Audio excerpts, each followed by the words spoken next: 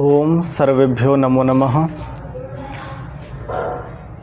हम लोग छठा अभ्यास पढ़ रहे हैं, उसमें एक और का जो स्मरण करने योग्य कार्य है वह हम सभी ने पढ़ लिया है। आगे कुछ उदाहरण वाक्य दिए हुए हैं, जो शब्दकोश आया है, जो नियम आए हैं, उनका किस प्रकार से अभ्यास में प्रयोग करना है, वाक्यों में प्रयोग करना है, उसको यहाँ पर दर्शा रहे हैं सभी लोग। अभ्यास 6 और जो इधर उदाहरण वाक्य लिखे हुए हैं यहाँ पे निकाल लीजिए, खोल लीजिए। इसमें कुछ पूछना हो किसी को तो पूछ सकता है। कल जो हमने परसों पढ़ा था उसमें किसी को कुछ डाउट हो, कुछ शंका हो तो वह पूछ सकता है। नहीं है, सभी को समझ में आ गया था। कर्मणि द्वितीया, यहाँ पर एक नियम आया है कि कर्म कारक में द्वितीया विभक्ति होती है। जैसे सबसे पहले ही अभ्यास में हमने बताया था, चर्चा की थी कि कर्ता में प्रथमा विभक्ति होती है और कर्म में द्वितीया होती है। तो आज वही छठा अभ्यास में जो नियम है कर्मणि द्वितीया, कि कर्म कारक में द्वितीया विभक्ति होती है। लोट लकार कौन से अर्थ में होता है, कब प्रयोग करते हैं लोट लकार का? जब हम किसी को आज्ञा देते हैं, जब हम किसी को आदेश देते हैं। ठीक है, लिखा हुआ है ना, यहाँ पे भी आप देख सकते हैं। भू धातु का लोट लकार दिया हुआ है आज्ञा अर्थ में, अर्थात जब हम किसी को आदेश देते हैं या आज्ञा देते हैं तो वहाँ पे लोट लकार का प्रयोग होता है। इन्हीं वाक्यों में देखिए आगे दिया हुआ है। जैसे सबसे पहला वाक्य दिया हुआ है ऊपर, वह पुस्तक पढ़े। अब ये हम क्या दे रहे हैं, आज्ञा दे रहे हैं ना कि वह पुस्तक पढ़े, तो सह पुस्तकम पठतु, यहाँ पे लोट लकार का प्रयोग करना है। समझ में आ रहा है? जब हम किसी को आदेश देते हैं या किसी को जब हम आज्ञा देते हैं तो वहाँ पे हमें लोट लकार का प्रयोग करना है। दूसरा वाक्य है तू खाना खा, तू खाना खा, तो त्वम भोजनम खाद।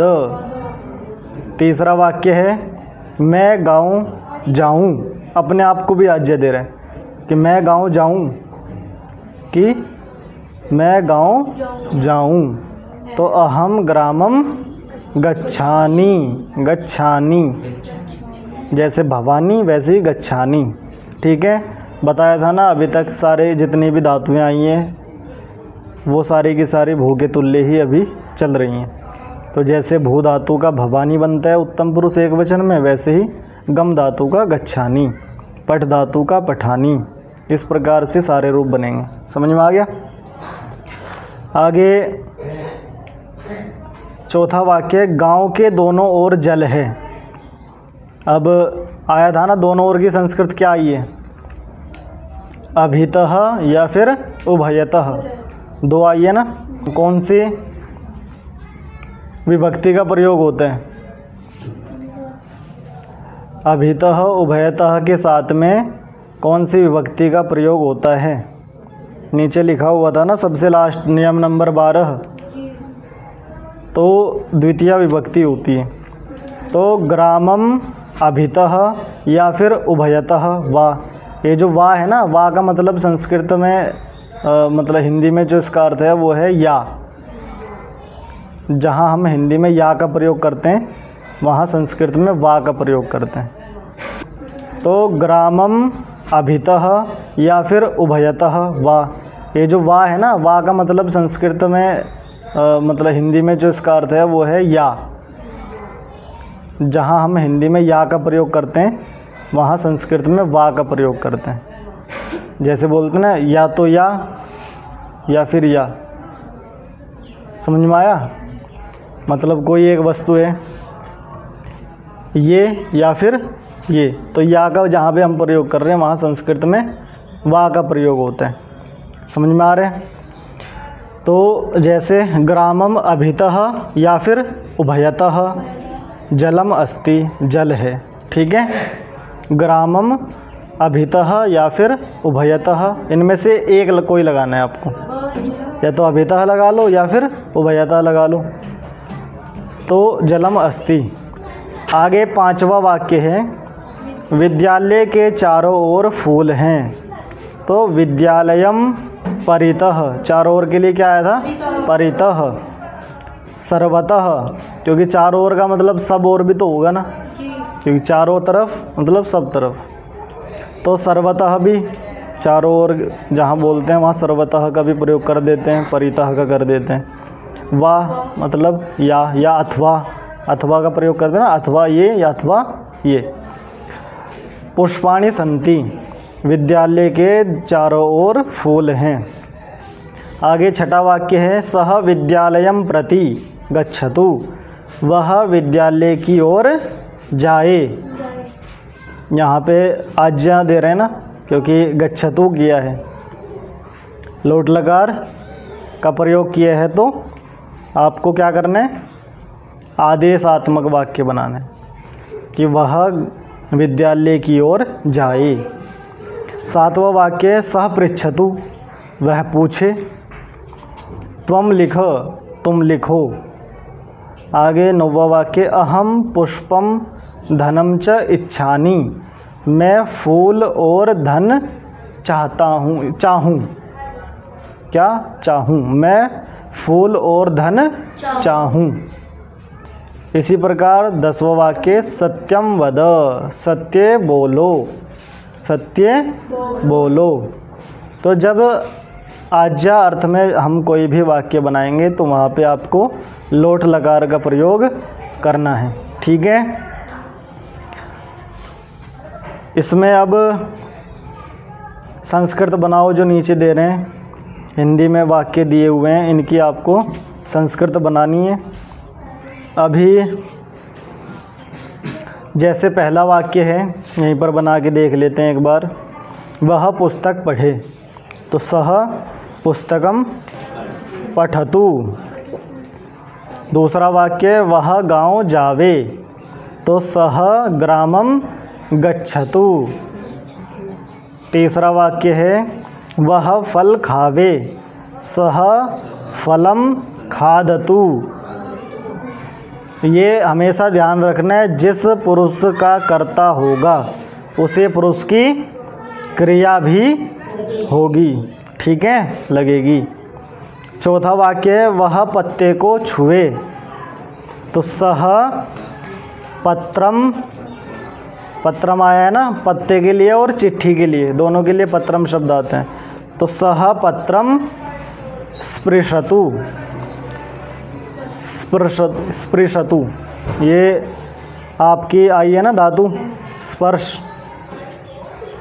स्पृश मतलब स्पृश धातु आई है ना छूने अर्थ में। नीचे दिखाया हुआ है कि कैसे रूप बनते हैं, स्पृशतु, स्पृशतु, स्पृशताम, स्पृशंतु, ठीक है। तो वह फूल चाहे, अगला वाक्य 5वां, वह फूल चाहे, तो सह पुष्पम इच्छतु, इस धातु का इच्छतु। छठा वाक्य है, वह पत्र लिखे, तो सह पत्रम लिखतु। देखो जहाँ सह ये कौन से पुरुष का है? प्रथम पुरुष का, क्रिया भी प्रथम पुरुष की लगेगी। एक वचन है तो क्रिया भी एक वचन की, ये हमेशा याद रखना है। छठा वाक्य, सह पत्रम लिखतु। वैसे ही हैं सारे वाक्य ऊपर वाले। आगे ख वर्ग में दे रहे हैं, 7वां वाक्य है, तू ज्ञान और धन चाह। तू के लिए त्वम, ज्ञानम धनम च। मैंने कहा था ना, च का प्रयोग एक शब्द के बाद में होता है। तो त्वम ज्ञानम धनम च इच्छ, इच्छतु, इच्छताम, इच्छन्तु, इच्छ, इच्छतम, इच्छत, इच्छानि, इच्छाव, इच्छाम। लोट लकार में जैसे भू धातु का भव बनता है, वैसे ही इस धातु का इच्छ। तो त्वम ये मध्यम पुरुष एक वचन है, तो क्रिया भी मध्यम पुरुष एक वचन की ही आएगी, ठीक है। तो त्वम ज्ञानम धनम च इच्छ। आगे 8वां वाक्य है तू यहाँ आ, त्वम अत्र आगच्छ। ठीक है, त्वम अत्र आगच्छ। तू वहाँ जा, त्वम तत्र गच्छ, त्वम तत्र गच्छ। आगे 10वां वाक्य है तू असत्य न बोल, तो त्वम असत्यम न वद, त्वम असत्यम न वद। बस आपको ये हमेशा याद रखना है, जब भी वाक्य बना रहे हो उसमें कर्ता ढूंढना है, कर्ता क्या है और वो कर्ता किस पुरुष का और किस वचन का है, उसी के अनुसार क्रिया भी आपको लगा देनी है। ठीक है, इधर त्वम मध्यम पुरुष का है तो क्रिया भी मध्यम पुरुष की, एक वचन है तो एक वचन। आगे है 11वां वाक्य तू सत्य बोल, त्वम सत्यम वद। अब ये जितने भी वाक्य अब तक हम बना रहे हैं, जो बना चुके हैं, वो सारे के सारे कैसे हैं? आज्य अर्थ में हैं, आदेशात्मक है। ठीक है, आगे 12वां वाक्य तू भोजन पका, तो त्वम भोजनम पच, पचतो पचताम पचंतु रूप बनेंगे, तो मध्यम पुरुष एक वचन में पच, त्वम भोजनम पच। आगे 13वां वाक्य है तू सज्जन को दुख न दे, तो त्वम सज्जनम न तुद, न तुद, तुद धातु आई थी दुख देने अर्थ में, देखो ऊपर सबसे पहले ही कोश में आई है ना, तुद मतलब दुख देना, तो त्वम सज्जनम न तुद, तू सज्जन को दुख न दे। आगे वाक्य है तू घर में प्रविष्ट हो, त्वम गृहम प्रविश।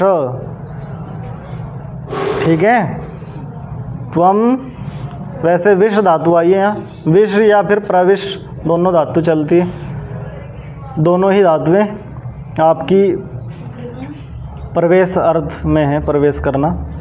तो यह तो विष न, त्वम गृहम विष, इसमें दे रखे है ना विशति विशतः विशंति, या प्रविशति प्रविशतः प्रविशंति, एक ही बात है। तो क्योंकि त्वम है, तो घर में प्रविष्ट हो, तो त्वम गृहम या तो प्रविश या फिर विष दोनों लगा सकते हैं, समझ गए। आगे है ग वर्ग में 15वां वाक्य मैं प्रश्न पूछूं। अब मैं ये है कौन से पुरुष का है? अहम। कौन से पुरुष का? उत्तम पुरुष। तो मैं प्रश्न पूछूं तो अहम प्रश्नम पृच्छामि, पृच्छामि, समझ गए। क्योंकि उत्तम पुरुष एक वचन है तो क्रिया भी उत्तम पुरुष एक वचन की ही आएगी। आगे 16वां वाक्य मैं विद्या पढ़ूं तो अहम विद्याम पठानी, पठानी, ठीक है, जैसे भवानी वैसी पठानी। आगे 17वां वाक्य मैं पत्र लिखूं अहम पत्रम लिखानी। अब ये जो भी है ना अपने आप को भी आज्ञा दे रहे हैं व्यक्ति, मैं पत्र लिखूं, मैं पुस्तक पढ़ूं, मैं जाऊं, मैं खाऊं, आदि आदि जो वाक्य हैं ये क्या है? आज्ञा अर्थ में है। तो आगे है मैं पुस्तक चाहूं तो अहम पुस्तकम इच्छानि, अहम पुस्तकम इच्छानि। आगे 19वां वाक्य मैं फूल छूऊं, मैं फूल छूऊं तो अहम पुष्पम स्पृशानि, स्पृशानि, स्पृशति रूप बनता है। आगे घ में दे रहे हैं 20वां वाक्य नगर के दोनों ओर जल है। अब यहाँ ये जो अव्यय आए थे ना उसमें शब्दकोश में उनका प्रयोग करना है।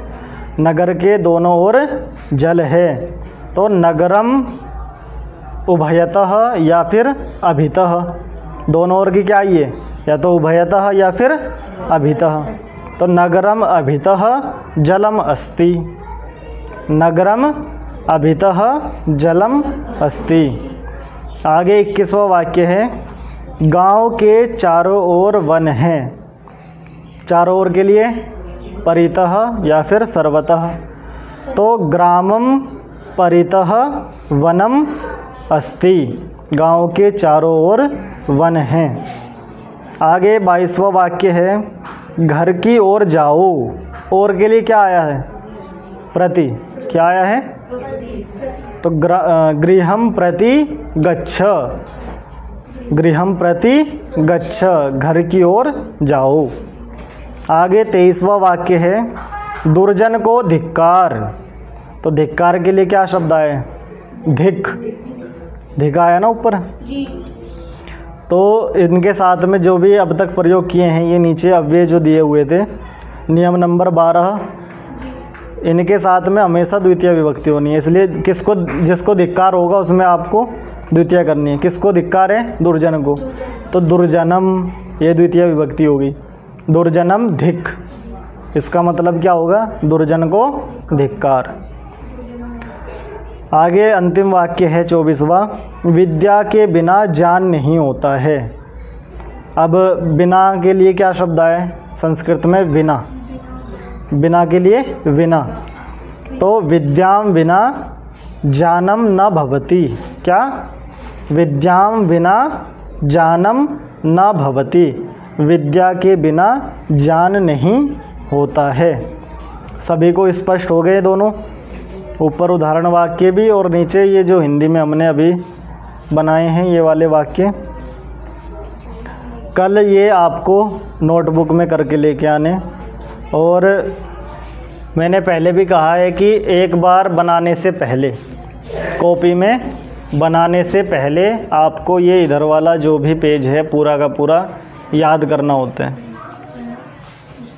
क्योंकि जब आप वाक्य बनाने जाओगे तो आपको बहुत सारे शब्द ऐसे दिखेंगे, यदि याद नहीं होगा तो आप खोजते फिरोगे कि ये कहाँ पे आया जी, ये तो हुआ नहीं जी, आदि आदि। तो पहले जो इधर वाला अभ्यास हमने जो याद करने वाला है उसको याद करना है, समझ गए? फिर आपको वाक्य बनाने। इतना ही, ठीक है? और तो किसी को कुछ नहीं पूछना? किसी को कुछ पूछना हो तो पूछ लेना। जी बताइए। 19वां वाक्य, मैं फूल छूऊं। स्पृशानी। स्पृश धातु आई है ना ऊपर, देखो स्पृश धातु आई है ना, छूना। कोश में देखो, शब्द कोश में ऊपर स्पृश मतलब छूना। और इसके रूप चलाओगे तो जैसे भवानी बनता है उत्तम पुरुष में, वैसे स्पृशानी। स्पृशानी नीचे दिखा रखे है, देखो यहाँ पे स्पृशति रूप चलता है। तो स्पृशति, स्पृशतः, स्पृशन्ति। लोट लकार में आ जाओ, स्पृशतु, स्पृशताम, स्पृशन्तु। उत्तम पुरुष एक वचन में चले जाओ, स्पृशानी। समझ गए? और तो किसी को कुछ नहीं समस्या है? शंका हो तो कल पूछ लेना और उसको नोट कर लेना जो भी आपकी समझ में ना आए। बाकी मुझे नहीं लगता इसमें कुछ ऐसा होगा जो आपकी समझ में ना आया हो। जब आप इसको याद करके और तब वाक्य बनाओगे तो आपको आसानी पड़ेगी, ठीक है ना? और गृह शब्द के आपको पूरे रूप स्मरण करने थे, कर लिए सभी ने? कौन कौन है जिसने नहीं किए?